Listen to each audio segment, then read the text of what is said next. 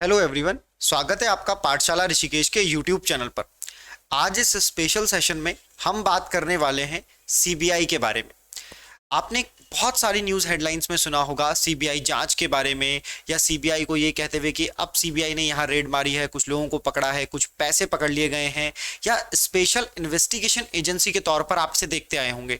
हाल फिलहाल में ये यूं कहूं कि हर महीने में हर दिन लगभग एक न्यूज़ तो सीबीआई से रिलेटेड होती ही है। तो आज इस पूरी वीडियो लेक्चर में हम ये देखेंगे कि सीबीआई कैसे स्टैब्लिश हुआ, इसका हिस्ट्री क्या है, और सीबीआई के बारे में क्या क्या बातें इंपॉर्टेंट आपके एग्जाम के हिसाब से है। आप एसएससी, सीडीएस या किसी भी अदर एग्जाम की तैयारी कर रहे हैं, गवर्नमेंट एग्जाम की प्रिपरेशन कर रहे हैं, तो आपके लिए ये वीडियो लेक्चर बड़ा ही इंपॉर्टेंट होने वाला है। तो पहले हम एक क्वेश्चन से शुरुआत करेंगे। मोस्ट इंपॉर्टेंट क्वेश्चन है, मुझे लगता है कि शायद आप में से बहुत सारे लोगों को ये क्वेश्चन देख करके याद आएगा कि भैया ये भी तो हमें पढ़ना है।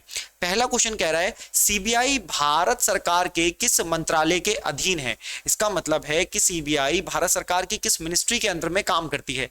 पहला है लोकायुक्त कार्यालय, है ना, या आप इसे लोकपाल कार्यालय भी पढ़ सकते हैं। दूसरा है रक्षा मंत्रालय, तीसरा है पीएमओ, और फिर है गृह मंत्रालय। वीडियो लेक्चर को देखते समय आपका यह कॉन्सेप्ट क्लियर होगा कि सीबीआई अगर काम करती है तो वो किस मिनिस्ट्री के अंडर में काम कर रही होती है। आगे चलते हैं।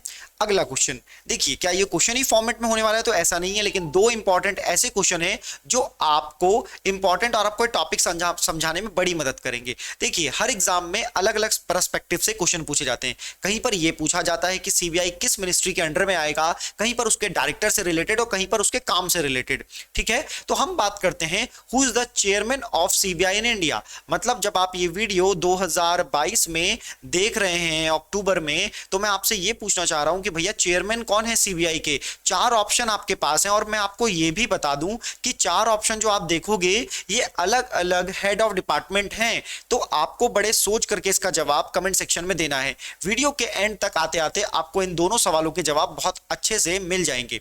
शुरुआत करते हैं। तो पहले बोला व्हाट इज सीबीआई, तो इसका बहुत ही इजी आंसर ये हो जाता है कि Central Bureau of Investigation is the premier investigation police agency in India. मतलब ये एक पुलिस एजेंसी के तौर पे काम करती है और ये भारत सरकार की सबसे प्रीमियर इन्वेस्टिगेशन एजेंसी है। ये सेंट्रल विजिलेंस डिपार्टमेंट, देखिए सेंट्रल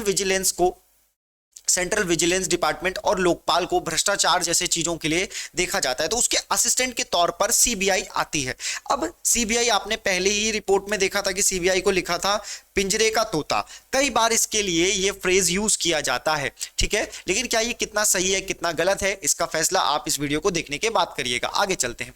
तो अब हम पहले सीबीआई की हिस्ट्री के बारे में कुछ बातों को समझ लेते हैं, है ना। अक्सर हमारे पास ऐसा होता है कि सीबीआई की हिस्ट्री कहां से आई। तो देखिए, ब्रिटिश जो गवर्नमेंट थी उसने हमारे पास लगभग 200 सालों तक राज किया। कॉलोनीज के टाइम पीरियड की जो बात है उस समय हम बहुत सारी चीजों को एज इट इज लेते आए हैं, लेकिन वहां की जो एजेंसी थी उसकी शुरुआत कैसे हुई, या इस वाली जो सीबीआई थी इसकी शुरुआत कैसे हुई।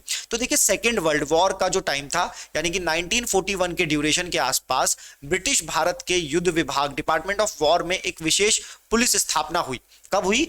दूसरा विश्व युद्ध की बात कर रहे हैं। मतलब इसमें हम कब कहां चले गए हैं, हम चले गए हैं वर्ल्ड वॉर सेकेंड के टाइम में, जिसका टाइम पीरियड यानी कि जो वॉर थी, ठीक है, यानी कि सेकेंड जो वर्ल्ड वॉर थी उसका टाइम था 1939 से 45 के बीच। ठीक है, इतनी बात आपको समझ आ रही है? ठीक है।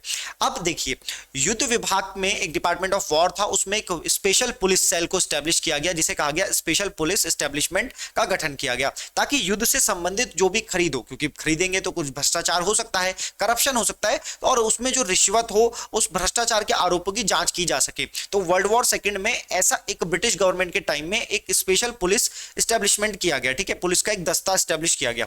फिर उसके बाद भारत सरकार ने क्या किया, देखिए, जब धीरे धीरे इंडिया गवर्नमेंट या इंडिया का जो इंडिपेंडेंस का टाइम था उस समय पर इंडिया में शांति बहाली या राजधानी जिसे हम कहें दिल्ली में शांति बहाली के लिए दिल्ली स्पेशल या Delhi special police establishment act DSPE act 1946 लाया गया, को लागू करके। अब जब ये लागू किया गया तो भारत सरकार के विभिन्न विभागों संभागों में भ्रष्टाचार तो हो गई, तो इस एक्ट के माध्यम से एक नई शुरुआत सेम ऐसी ही जैसे उन्होंने सेकेंड वर्ल्ड वॉर के टाइम पे की थी।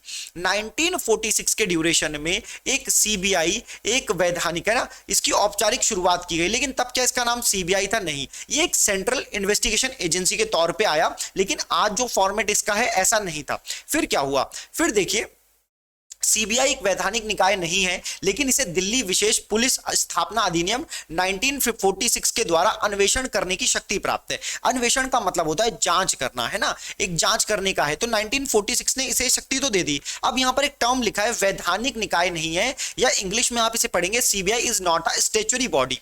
देखिए स्टैच्यूटरी बॉडी क्या होता है समझिएगा, जब 1946 की बात आ रही है तो मतलब इसके लिए, सीबीआई के लिए कोई अलग से एक्ट नहीं पास किया गया था, बल्कि एक सब एक्ट के माध्यम से सीबीआई जैसी संस्था को बनाया गया था। तो स्टैच्यूटरी बॉडी, ठीक है, यहां तक आपको बात समझ आ रही है ना। आगे चलते हैं। अब देखिएगा, the establishment of the CBI was recommended by the Santhanam committee on prevention of corruption 1962। तो ये नाम बड़ा इंपॉर्टेंट है कि सीबीआई की स्टैब्लिशमेंट किस कमेटी के द्वारा हुई, तो कमेटी का नाम था संथानम आयोग एक बनाया गया था 1962-64 के ड्यूरेशन में, इसने अपनी रिपोर्ट दी थी, और उसमें भ्रष्टाचार को रोकने के लिए सीबीआई या उसकी जांच करने के लिए सीबीआई जैसी एक संस्था की जरूरत को बताया गया था, ठीक है। अब इसी के तहत 1964 में जो सीबीआई थी उसका स्टैब्लिशमेंट 1963 में सीबीआई का किया गया, और तब बना सीबीआई एक्ट। मतलब जो पहले स्टैच्यूटरी बॉडी नहीं थी, अब उसको 1963 का एक्ट पास कर करके एक स्टैच्यूटरी बॉडी बना दिया गया। तो सीबीआई हमारी एक सांविधिक इसका मतलब होता है विधा के तहत बनाई गई कोई संस्था, है ना, इंस्टीट्यूशन। तो ऐसा ही सीबीआई को बनाया गया। तो in 1963 the CBI was established by the government of India with a view to investigate serious crimes, ठीक है, related to defence of India या high places, corruption, money laundering, इन सबसे मामले में चीटिंग का केसेस हैं, बहुत सारे केसेस हैं जिन पर सीबीआई जांच करता है। आप सभी जानते हैं कि एसएससी जैसे एग्जाम में जब चीटिंग होती है तो सीबीआई को कई बार सुप्रीम कोर्ट ऑर्डर देता है और चाहता है कि सीबीआई जांच करे, या कई बार हाई कोर्ट के कहने पर ऐसी जांचें की जाती हैं। तो आगे आते हैं। अब सीबीआई अगर स्टैब्लिश हो गया है तो बात उसी की कि एक काम क्या करेगा। तो सबसे पहले मैंने आपको बता दिया है कि जो इस्टेब्लिशमेंट है वो हुआ इसका 1963 सीबीआई एक्ट के अंतर्गत, ठीक है। तो ये एक स्टैच्यूटरी बॉडी बन गया, ये भी आपको समझ आएगा, सांविधिक निकाय बन गया, ठीक है, लॉफुल निकाय हो गया, एक्ट हो गया इसका।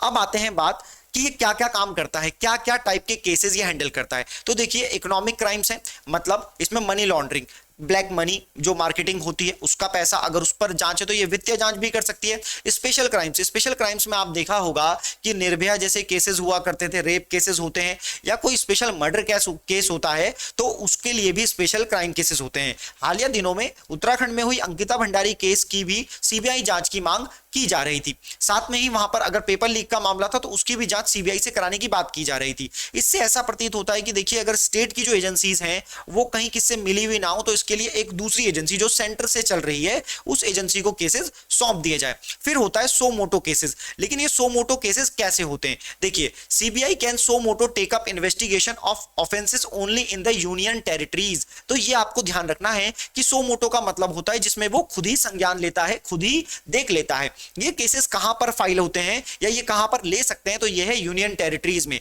The central government can authorise CBI to investigate a crime in a state but only with the consent of the concerned state government. ये बहुत ही इंपॉर्टेंट बात है जो आपको यहां पर दिख रही होगी। देखिए, सीबीआई सो मोटो का अधिकार है एक तो सबसे पहले यूटीज में, यूनियन टेरिटरीज में। क्या आप मुझे बता सकते हैं कि भारत में आज की डेट पे कितनी यूटीज हैं? ठीक है, यूनियन टेरिटरीज कितनी हैं?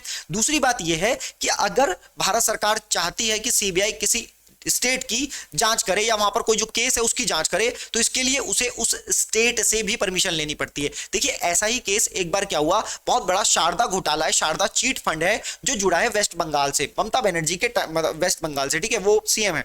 तो वहां पर जब सीबीआई जांच करने के लिए गई तो उन्हें बंदी बना लिया गया, उन्हें पकड़ लिया गया। ये सारी बातें देखने में आई हैं। आगे चलते हैं और फिर उसके बाद है एंटी करप्शन केसेस जो बहुत ज्यादा हैं कि भैया करप्शन क्राइम्स के मामले में भी सीबीआई बहुत बड़ी जांच करता है, चाहे वो नोएडा अथॉरिटी का मामला हो, स्पेक्ट्रम का मामला हो, ऐसे में खूब सारे जांचेस इनको सौंपे जाते हैं।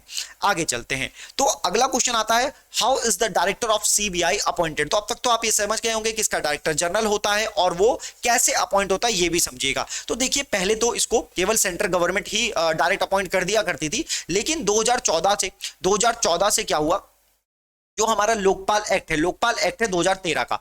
लोकपाल एक्ट 2013 ने एक कमेटी की सिफारिश करी, कहा कि एक कमेटी होगी जिसको हेड करेंगे प्राइम मिनिस्टर, ठीक है, प्राइम मिनिस्टर हेड करेंगे, और उसमें बाकी लोग कौन कौन होंगे, तो बोला leader of opposition, leader of the single largest party opposition party. मतलब एक तो प्राइम मिनिस्टर होंगे देश के, दूसरे होंगे जो भारत में लोकसभा में विपक्ष का नेता होगा, ठीक है, दूसरे होंगे chief justice of India, chief justice of India उस समय पर जो भी होंगे वो इस कमेटी में बैठेंगे, और एक होंगे सुप्रीम कोर्ट के जज। तो अगर आप देखें तो कुल मिलाकर के इसमें 4 लोग शामिल हो रहे हैं, एक तो अपोजिशन ऑफ लीडर है, एक चीफ जस्टिस ऑफ इंडिया है, और एक सुप्रीम कोर्ट के जज हैं, और चौथे व्यक्ति हो जाते हैं इसमें प्राइम मिनिस्टर। पांचवें व्यक्ति के बारे में इसमें नहीं कहा गया है, हालांकि अगर वो व्यक्ति चाहे तो वो प्रेसिडेंट के द्वारा नॉमिनेटेड हो सकता है। इसमें फिर इनके नाम रिकमेंड किए जाते हैं, इनके नाम जो रिकमेंड करता है वो होम मिनिस्ट्री होती है, वो इनको नाम रिकमेंड करती है, और उसके बाद ये किसी एक व्यक्ति को सीबीआई अपॉइंटेड कर देते हैं। अधिकतर ऐसे लोगों को सीबीआई में डायरेक्टर अपॉइंट किया जाता है जो आईपीएस कैडर के होते हैं, क्योंकि आपको पता है कि लगभग ये काम तो पुलिसिंग का ही है, पुलिस विभाग से ही जुड़ा हुआ है, तो ये काम किया जाता है। यहां तक अगर आपको बात समझ आई होगी तो अब हम पहुंच गए हैं कि सीबीआई का डायरेक्टर कैसे अपॉइंट होता है। तो ये जो क्वेश्चन है ये मोस्ट इंपॉर्टेंट क्वेश्चन है, ये देख लेते हैं पहले, who is the chairman of CBI in India. तो अब तक आपने आइडिया लगाया होगा या आपने गूगल करने की कोशिश करी होगी, तो गूगल से मदद ना मांगे, सबसे पहले कोशिश करें कि क्या आपका तुक्का, क्योंकि देखिए जो तुक्का होता है ना वो बेसिकली तुक्का नहीं होता, वो क्या होती है, वो होती है आपकी इंट्यूशन, और वो क्रिएट होती है जब आप बार बार तुक्के लगाते हो और आपको लगता है कि ए नहीं, बी नहीं, सी सही होगा, और वो इंट्यूशन एग्जाम में भी काम करती है। तो इंट्यूशन डेवलप होती है जब आप इंट्यूशन को क्रिएट करते हो। आ रही है बात समझ में? चलिए तो पहला देखते हैं, देखिए है पहला शक्तिकांत दास। तो शक्तिकांत दास कौन है? जिन मासूमों को अभी भी नहीं मालूम है वो है आरबीआई के गवर्नर, ठीक है, आरबीआई के गवर्नर है। दूसरा है राजेंद्र बाबू, आदर्श कुमार गोयल और सुबोध कुमार जायसवाल। तो देखिए सबसे पहले आंसर है सुबोध कुमार जायसवाल, ये तो हो जाएगा आंसर, ये है सीबीआई के डायरेक्टर। इतनी बात उम्मीद है आपको समझ आई होगी।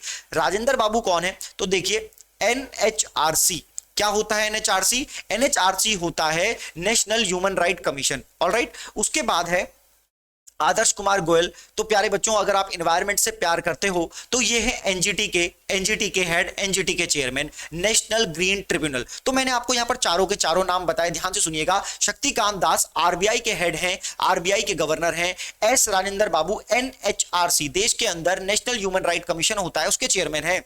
और आदर्श कुमार गोयल हैं एनजीटी, नेशनल ग्रीन ट्रिब्यूनल के, ठीक है। उम्मीद है आपको यह बात समझ आई होगी। अगर मैं आरबीआई की बात करूं तो आरबीआई जो है वो 1935 में हुआ था, एनएचआरसी 1993 में, एनजीटी 2010 में, और सीबीआई की तो बात मैंने आपको बताई है 1963 में। तो यहां तक समझ आया? अगले क्वेश्चन की तरफ चलते हैं ताकि आपको और अच्छा लगे।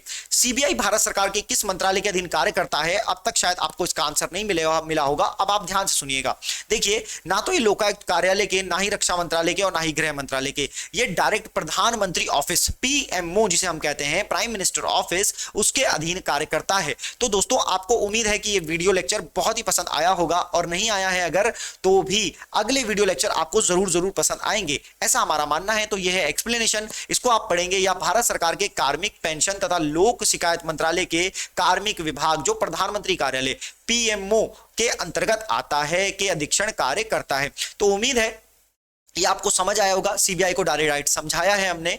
आगे चलते हैं। इस तरह की न्यूज आप देख पाते होंगे सीबीआई के बारे में, देख रहे हैं यहाँ पर अमाउंटिंग यानी कि कॉमर्स से जुड़ी हुई बातें हैं, और उसके अलावा कंपनी से रिलेटेड है ना, मार्केट से रिलेटेड है न्यूज है, पॉलिटिकल न्यूजेस हैं। तो सीबीआई ने मारा छापा। आज के बाद आपको ये क्लियर हो जाएगा कि सीबीआई कैसे स्टेब्लिश हुआ था, इसका अध्यक्ष कौन था, और ये किसके अधीन करता है कार्य। तो पाठशाला कोचिंग ऋषिकेश के offline batches SSC bank railway के लिए स्टार्ट हो गए हैं। तो आप इन सभी के लिए हमारे ऑफलाइन बैचेस में जुड़ सकते हैं, और नए बैचेस अक्टूबर फर्स्ट वीक से स्टार्ट हो रहे हैं। Thank you very much.